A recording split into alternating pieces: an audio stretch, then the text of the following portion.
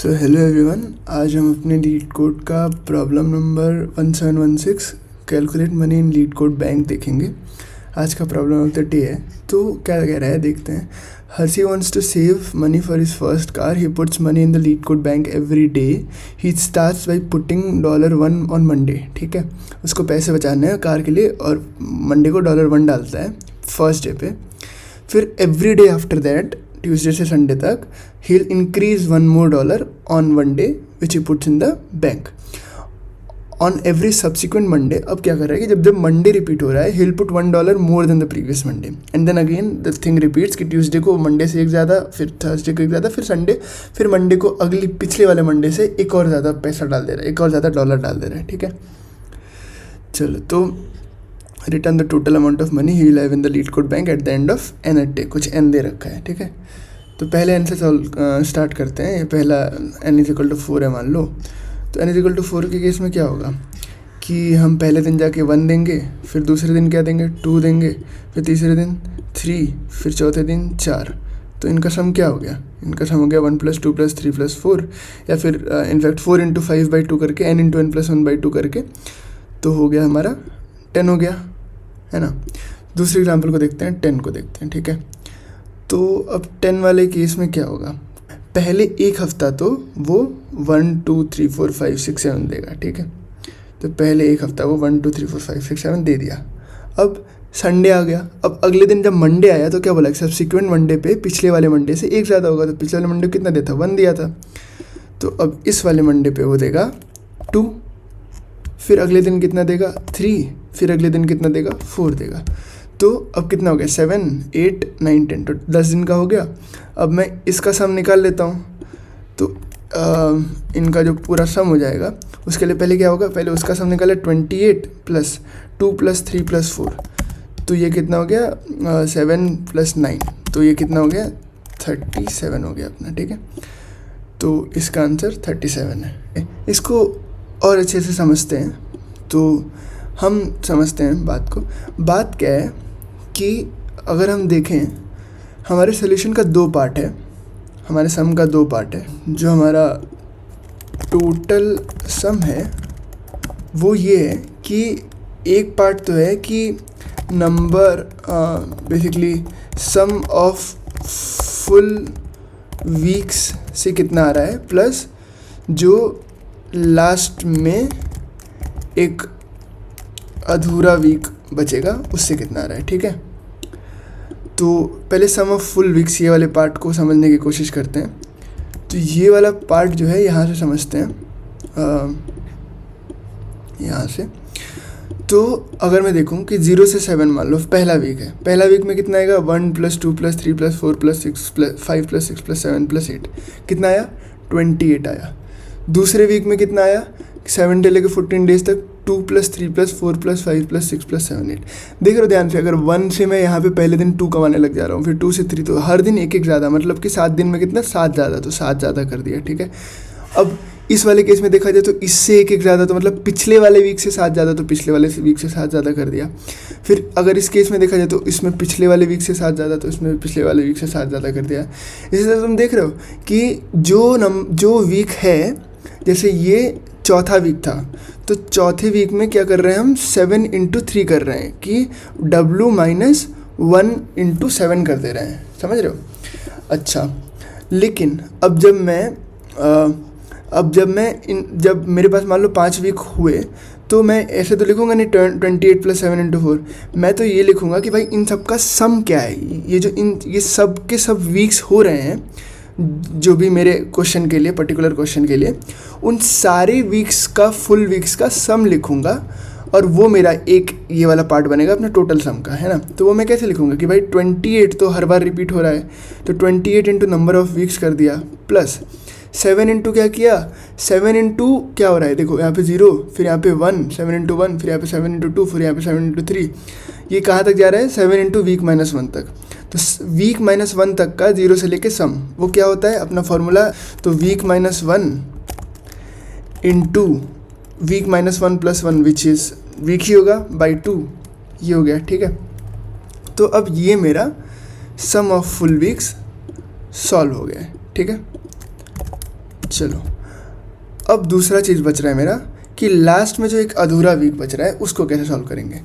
तो अब देखो, अब हम अपना तीसरा वाला जो एग्जांपल है ना अपने क्वेश्चन में, उसको देखते हैं। तो तीसरा वाला एग्जांपल में क्या कहा है, n = 20 दे रखा है।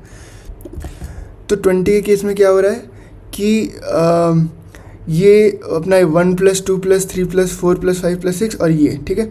तो ये 2 वीक का है, तो 2 वीक का मेरा सम अगर मैं निकालूंगा तो ये जो मेरा ये वाला जो पूरा हिस्सा है, ये मेरा पूरा हिस्सा ये है, सम ऑफ फुल वीक्स वाला है, और जो ये है ये अपना पार्शियल वीक है जो लास्ट में आया है, ठीक है, जो 6 डेज़ का आ रहा है।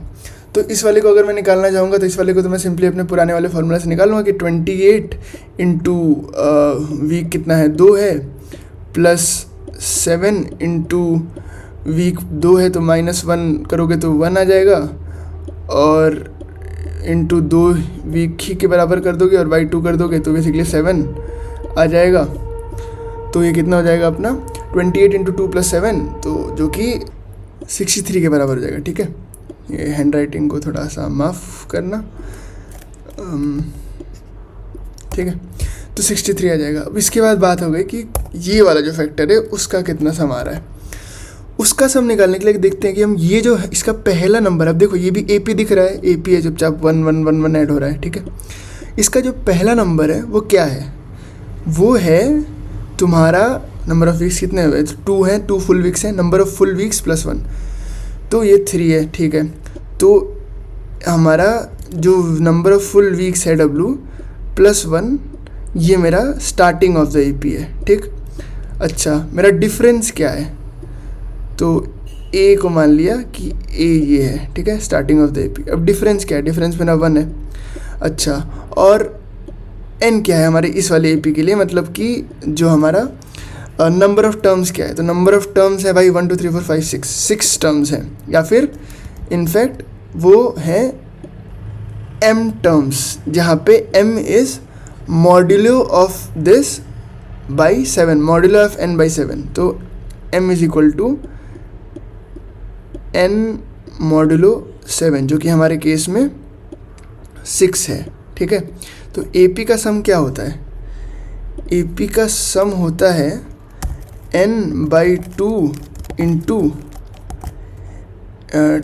2A plus n-1 into D, ये सीखे थे हम लोग बचपन में, है ना। तो इसको अगर हम लोग इसमें ट्रांसलेट कर रहे हैं अपने उसमें, तो m/2 into 2 into W + 1 plus n-1 कितना हो जाएगा, तो भाई n हो गया तुम्हारा, हाँ, m-1 इंटू D, है ना। तो ये मेरा आ गया।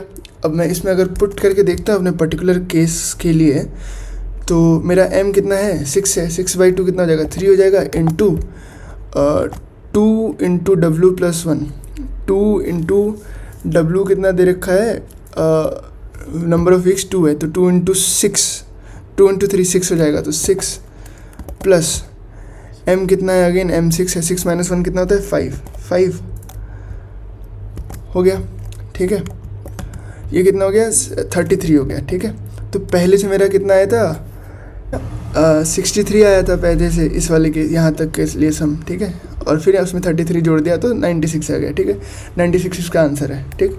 अब एक और काम कर सकते हैं, इसको थोड़ा सिंप्लीफाई करने के लिए अंदर की चीज़ों को छोटा करके लिख देते हैं। तो m/2 इंटू 2 इंटू W + 2 -1 कितना हो जाएगा, 2 इंटू W प्लस M + 1 हो जाएगा, ठीक है।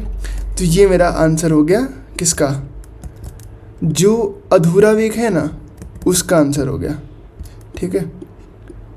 तो ये मेरा जो लास्ट में अधूरा वीक है उसका आंसर हो गया ये। तो बस हमें कुछ नहीं करना है, अब जो ये वाला है और ये वाला है इन दोनों को सम कर देना है, इन दोनों को सम करके रिटर्न कर देंगे, ये हमारा फाइनल आंसर आ जाएगा, है ना। तो इस चीज़ को कोड में लिखने के लिए क्या करना पड़ेगा, कुछ भी नहीं। तो इंट W = कितना हो जाएगा, n/7, जो n दिया है उसका बाई 7 कर देंगे तो नंबर ऑफ़ वीक्स आ जाएगा।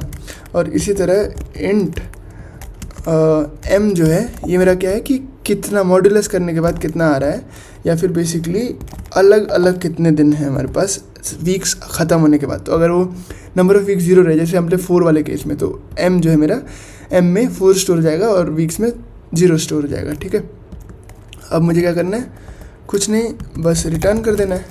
क्या रिटर्न करना है, रिटर्न कर देना है यही चीज़ जो हमने ये एक्सप्रेशन लिखा है ना, ये सम ऑफ फुल वीक्स और इसका।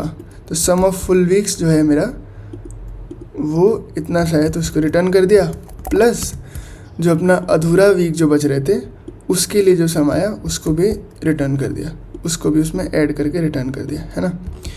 यहाँ पे m को स्मॉल कर लेते हैं। ठीक है, अच्छा यहाँ पे जो बाई 2 है ना, इसको लास्ट में लिख लेते हैं।